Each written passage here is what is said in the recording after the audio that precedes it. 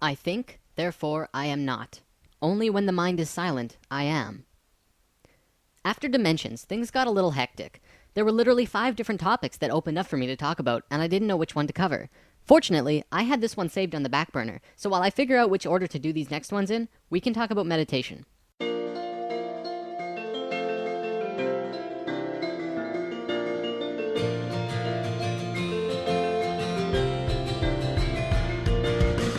There's quite a bit going on with meditation than most people realize. The average person will tell you that meditation is simply a tool to calm you down, when in fact, that's probably the least important thing it's good for. We're going to talk a lot more about that soon, but first, I want to tell you a story about Robert Monroe. Now, if you were to read his biography on Wikipedia, you'll learn that Robert Monroe was a radio broadcasting executive that was researching the effects of sound patterns on the brain and sleep learning. Then, he started exploring out-of-body states of consciousness and formed his own company, the Monroe Institute. And that's about all you'll learn. Unfortunately, that's not really what he did. He learned so much more than anyone today will accept. In fact, he found out more about the nature of the universe than any modern scientist could tell you. The stuff that he has written about seeing and doing out of body is incredible. He's completely mapped out a whole nother world. You might think of him as the Marco Polo of the next world. We've explored the lands and the oceans, and now we're exploring the heavens, or the dimensions of consciousness. In his book, Ultimate Journey, Robert Monroe goes to great lengths to map out the human mind as observed from a more conscious understanding. This is what he says. As human minds, we are what we think. We are also what others think. Most of this has little to do with our physical bodies when we go below the surface. To deal with this more closely, let us create a model of the human mind as it is and operates in practice. A pragmatic model, if you like. Imagine it structured in layers, like an onion, and let us work from the in to out. At the very core is the core self. This is the original human mind, the sum of our experiences without limitation. The inner core is composed of what we have lived and consciously thought to date. The emotions and dreams we've experienced, whether we remember them or not, the pains and the pleasures, the daydreams, wishes, and hopes. This is our essence, our spirit. It is who we really are. Above that is the animal sub-self. This is the layer that is most difficult to control. This is where the filtering, discoloration, and contamination takes place. The problem is that we think we need to rely on it or else we can't remain physically human. Physiologically, it is the cluster consisting of the mammalian brain and the limbic system. Above that is the conscious mind. This layer can be identified as what you think you are. However, it is entirely different from knowing what you are. The reason for this is that only a part of the inner core is available to the conscious you. Hence, there is much distortion, as expression has to pass through the animal sub-self.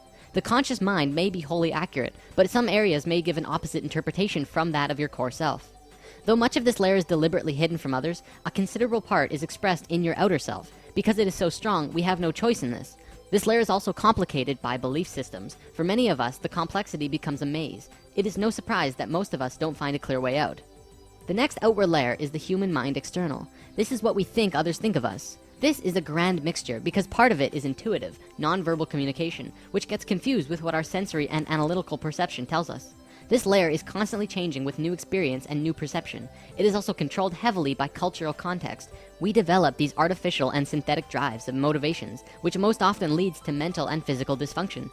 Instead of being yourself, you begin to lead a totally reactive existence, which is what many people do. If you allow this lifestyle to take over, it can be a living hell. Moving outward, the next level is the human mind role. This is like the skin, what you want others to think of you. This is fairly simple. It is the presentation of the self. Mostly, it is set by the acceptability and needs of the world around you, superimposed hopefully with waves and pulsing thrusting from your inner core. The presentation of self is careful and usually covered with a sheen of deception. In hard cases, no signs of the inner layers ever even appear, even under great stress. And finally, the outermost layer, much larger than you'd expect, is composed of others' thoughts of you. Consider yourself as existing wherever and whenever another person or being thinks of you, even only occasionally, living almost through memories, but by creating those memories, they are connecting with you and they do exist all around you. It is because of this that most often, others' perceptions of you have very little awareness of what's in your inner core self. The disguise and filtration are in the way. Many people have a hard time connecting with their core self, their spirit. Most don't even know that it exists, though that is changing. So moving on, let's answer the biggest question here. What is the point of meditation?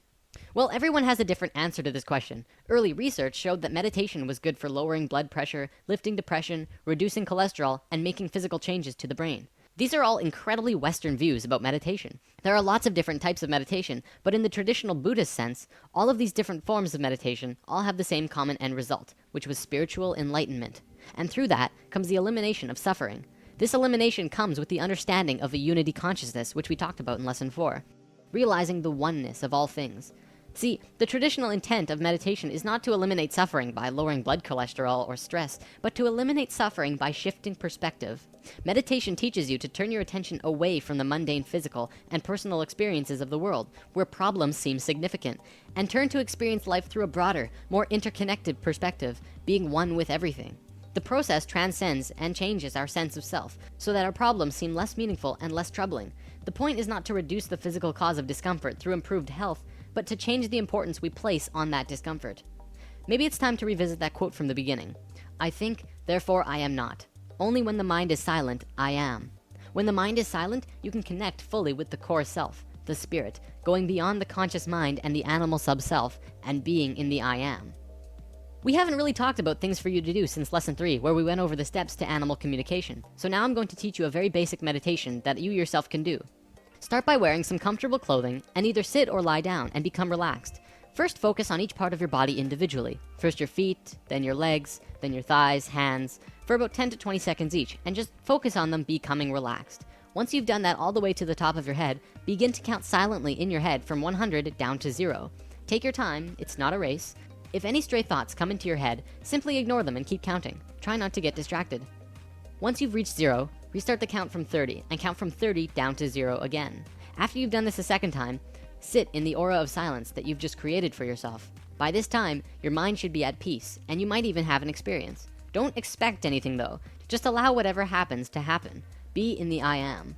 You'll know when you're ready to finish the session. If you're going to take this seriously, I recommend that you practice on a daily basis. 10 minutes a night even, it's all you need, unless you want to do it more.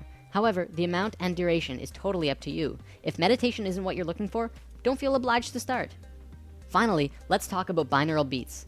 Binaural beats were first developed by Robert Monroe at the Monroe Institute in experiments to induce different states of consciousness and out-of-body experiences. They are essentially audio tracks that place a single tone in each ear, slightly different from the other, which actually creates a third tone in your head. One ear goes, woo, and the other tone goes, woo, and in your head, you hear woo, woo, woo, woo, woo, woo, woo, woo. It's pretty cool. What this does, in effect, is actually change your brain frequency, putting you in a different mental state. If you Google it, you can find HemiSync, which stands for Hemisphere Synchronization. This is the Monroe Institute's brand of binaural beats, which is very professional, and they have both guided and free flow meditations that will help you get into different states. The other brand I want to talk about is iDozer, who are a separate company. They don't focus on guided meditations, but they're more interested in the effects. iDozer has tons of different audio tracks that put you in a range of mental places, from LSD effects to chakra boosting to astral projection. There's a reason they call it digital drugs. I know what you're thinking. Does it work? Absolutely. Does it work if you don't know how to meditate? Not so much. If a regular Joe decided to try it out while listening to these tones without any meditational background, it probably wouldn't work so well. You have to be good at getting into a deep meditational state before you start using these tones. If you're serious about trying these and experiencing these effects, it's almost crucial that you learn to meditate on your own first. Get really good at it. A final word of advice. If you are really serious about getting into meditation, join a class. When it comes to meditation, personal guidance from a trained and experienced instructor is paramount. It will accelerate your progress tenfold, and you will shoot up to a very high level in no time. And that's all I have for today. Happy meditating.